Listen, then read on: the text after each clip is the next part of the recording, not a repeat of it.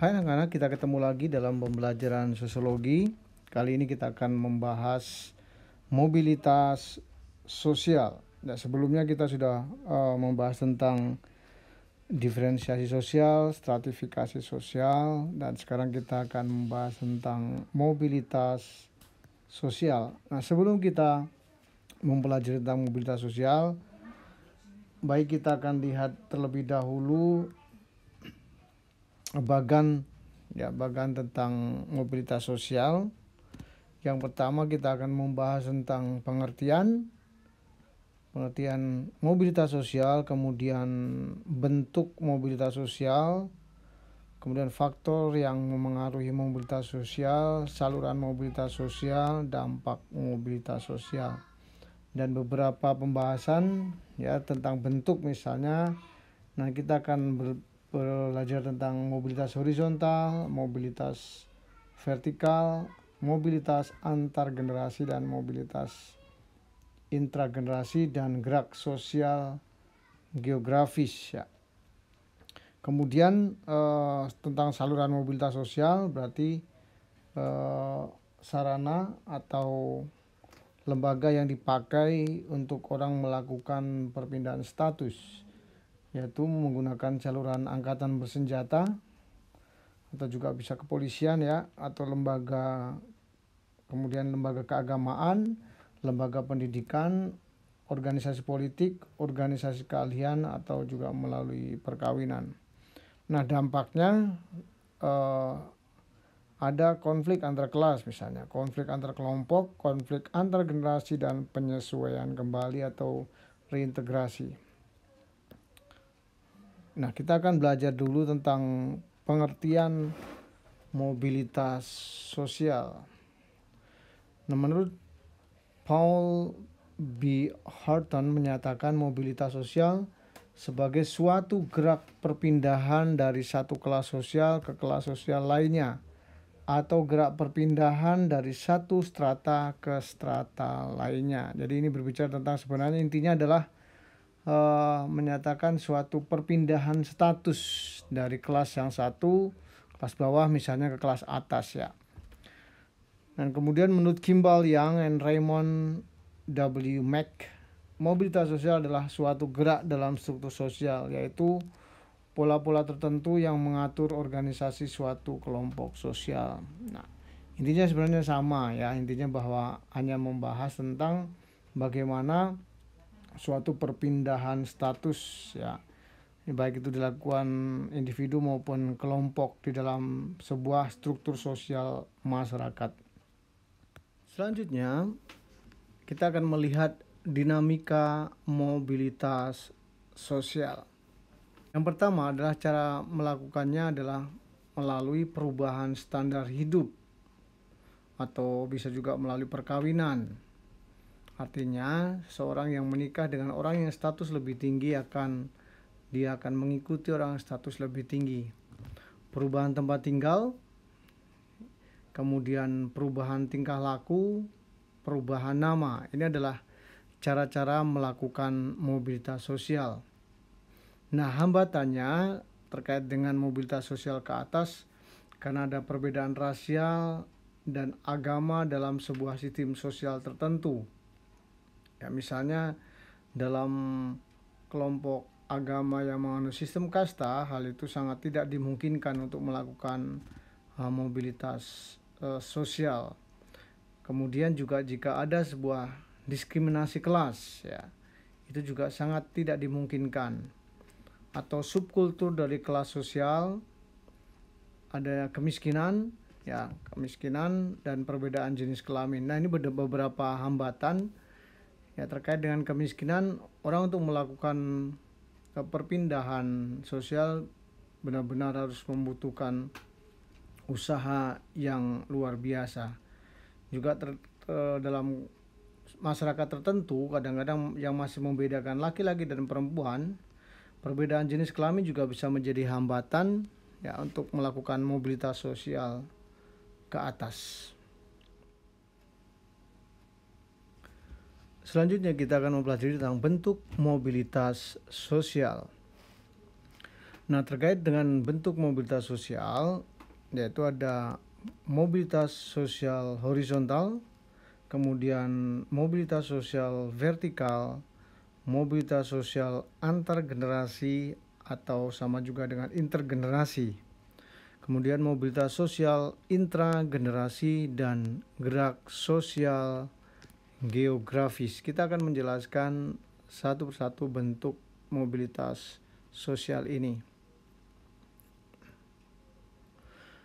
Mobilitas sosial horizontal yaitu mobilitas sosial yang merupakan peralihan individu atau objek sosial lainnya dari suatu kelompok sosial ke kelompok sosial lainnya yang sederajat.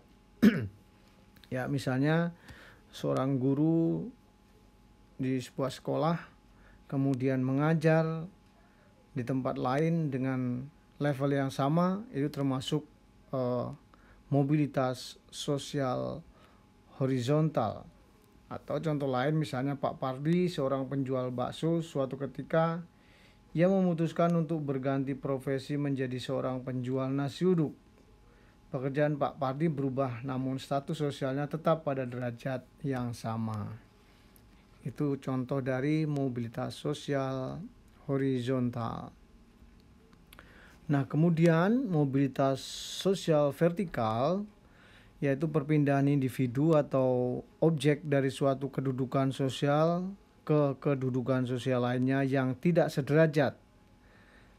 Nah, mobilitas sosial vertikal ini terdiri atas social climbing dan social sinking. Nah, kalau social climbing misalnya masuk ke dalam kedudukan yang lebih tinggi atau membentuk kelompok baru dan mendapatkan posisi yang lebih tinggi, yaitu social climbing, artinya dari posisi yang rendah berubah ke status sosial yang lebih tinggi, itu disebut social climbing. Kemudian social sinking ada dua bentuk, yaitu turunnya kedudukan dan juga turunnya derajat kelompok. Jadi orang yang memiliki posisi tinggi kemudian turun jadi posisi yang menjadi lebih rendah karena berbagai macam hal, ya misalnya. Itu disebut dengan social sinking.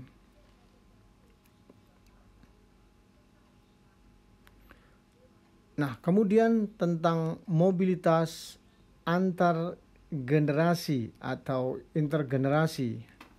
Nah, mobilitas ini ditandai dengan perkembangan taraf hidup baik naik maupun turun dalam suatu generasi.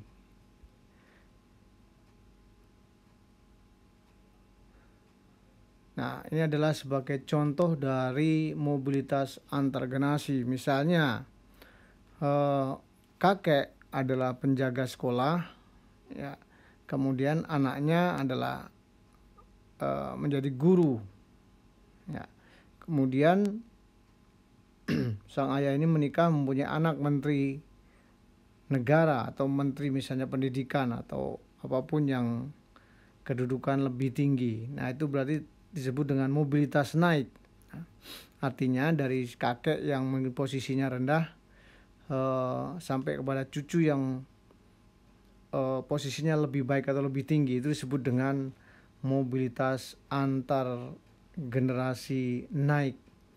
Sedangkan untuk mobilitas antar generasi yang turun itu kebalikan. Misalnya kakek adalah seorang jenderal TNI, kemudian memiliki anak menjadi pengusaha, kemudian karena anaknya mungkin terlalu nyaman, ya, keenakan, tidak mau bekerja, nggak mau sekolah dan sebagainya, kemudian menjadi supir malahan. Nah, itu disebut dengan mobilitas antar generasi turun atau dalam status sosial yang berubah dari lebih baik, kemudian generasi berikutnya menjadi status sosial yang lebih rendah.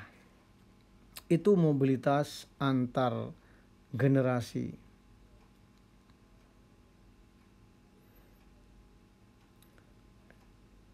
Nah, selanjutnya mobilitas intragenerasi. Mobilitas intragenerasi berarti mobilitas eh, yang terjadi di generasi yang sama, yaitu peralihan status sosial yang terjadi dalam satu generasi. Mobilitas ini terjadi dalam satu kelompok generasi yang sama. Contoh, sejumlah mantan pejuang beralih profesi menjadi pengusaha misalnya. Itu termasuk mobilitas intragenerasi. Selanjutnya, gerak sosial geografis ini lebih menekankan kepada perpindahan individu atau kelompok dari daerah ke daerah lainnya, dari bersifat geografis karena pindah tempat. Contohnya transmigrasi, urbanisasi, dan migrasi. Gerak sosial geografis ini dapat pula terjadi akibat pengaruh kondisi geografis seperti adanya bencana alam atau misalnya suatu daerah yang terus-menerus terkena banjir, maka individu atau kelompok pindah ke tempat lain yang tidak banjir lagi. Ya, itu termasuk gerak sosial geografis. Nah, faktor yang memengaruhi mobilitas sosial, jadi ada beberapa faktor, yaitu ekspansi teritorial atau gerak populasi, ada komunikasi yang bebas, karena ada pembagian kerja, kemudian tingkat fertilitas, situasi politik, dan perubahan kondisi sosial. Itu hal-hal yang memengaruhi mengapa terjadi sebuah mobilitas sosial. Selanjutnya kita akan membahas tentang social mobility channel atau saluran mobilitas sosial. Ada beberapa saluran di mana seseorang bisa melakukan mobilitas sosial atau merubah status sosialnya, yaitu melalui pertama angkatan bersenjata atau kepolisian. Nah, di dalam angkatan bersenjata dan kepolisian ada jenjang-jenjang karir yang bisa ditempuh oleh seseorang untuk merubah status sosialnya. Selanjutnya melewat institusi agama, di mana seorang yang memiliki posisi kedudukan agama akan juga mendapatkan kehormatan, misalnya menjadi seorang ustadz, seorang ulama, atau seorang pendeta dan sebagainya. Dia akan memiliki posisi status sosial yang juga tinggi, dianggap tinggi. Selanjutnya institusi pendidikan. Nah, di sini adalah institusi yang paling umum dipakai oleh masyarakat untuk melakukan mobilitas sosial, karena itu disebut sebagai social elevator. Jadi orang bisa merubah status sosialnya melalui mengejar pendidikan yang lebih tinggi.